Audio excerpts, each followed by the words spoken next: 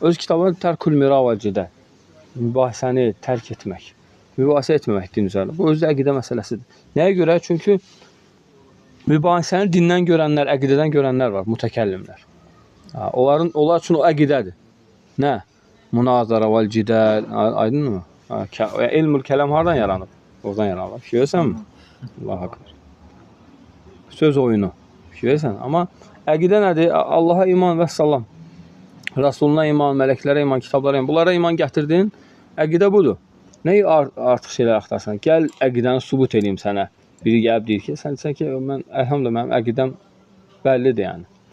Misal üçün, İmam Məlikin yanına bir nəfər gəlir və deyir ki, gəl mübahisə edək. Ya Əbu Abdullah, gəl mübahisə edək, deyir. Ev Abdullah deyir, mübahisə edək. Deyir ki, yaxşı, tutaq ki, mübahisə etdik, sən oldun üstün. Deyir, haqq hansı tərəfdə? Deyir ki, əlbəttə mən tərəfdə. Yaxşı, deyir, üçüncü bir nəfər gəldi, səni də bağladı, mənə də bağladı mübahisədə. İndi haqq hara keçdi? Deyir, o üçüncü tərəfə. Deyir, nə oldu deyində? Onun da biri gəlib bağlasın o tərəfə keçəcək. Onda haqq hər gündə bir nəfərə keçəcək, yəni intiqal edəcək. Belə haqq mı olur? Ola bilər insan haqq əhlidir, amma cidəli mübahisə qabiliyyəti yoxdur. Batil biri gəlib bunu bağlaya bilər. Mübahisədə uda bilər, üstün ola bilər. O demək deyil ki, o haqq əhli olacaq. Aydınmı?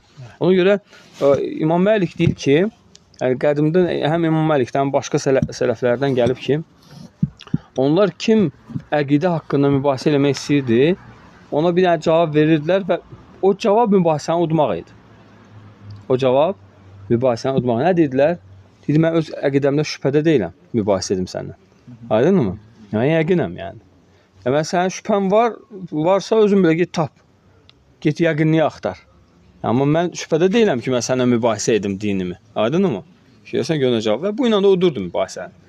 Bu ilə də qalib olurdu mübahisədə. Ona görə kim səndən desə ki, gəl sübut eləyək nə? Deyəm ki, əlhamdülillah, mən əqidəm bəllidir, yəni mən yəqinəm öz əqidəmdə. Budur yəni. Ona görə həmişə yəni bu Allahın qüdrətindəndir ki, haqq əhlini həmişə gücləndirib. Dəlillərlə, beyinətlərlə, sübutlarla və belə bəlağı kəlamlarla həmişə haqq əhlini gücləndirib. Allah Azze və Cəllə. Ona görə Peyğəmbər sallallahu aleyhi ve sellem deyir ki, Lə təzalu taifətun min ümməti aləl haqqi zahirin. Lə yadurruhum mən xalifəhum. Lə yadurruhum mən xəzələhum. Deyir ki, onlara ümmətimdən bir tayfə olacaq, qiyamət gününə qədər haqq üzərə davam edəcəklər. Onlara müxalif edənlər, onlara yardımsız buraxanlar onlara zərər vura bilməyəcəklər.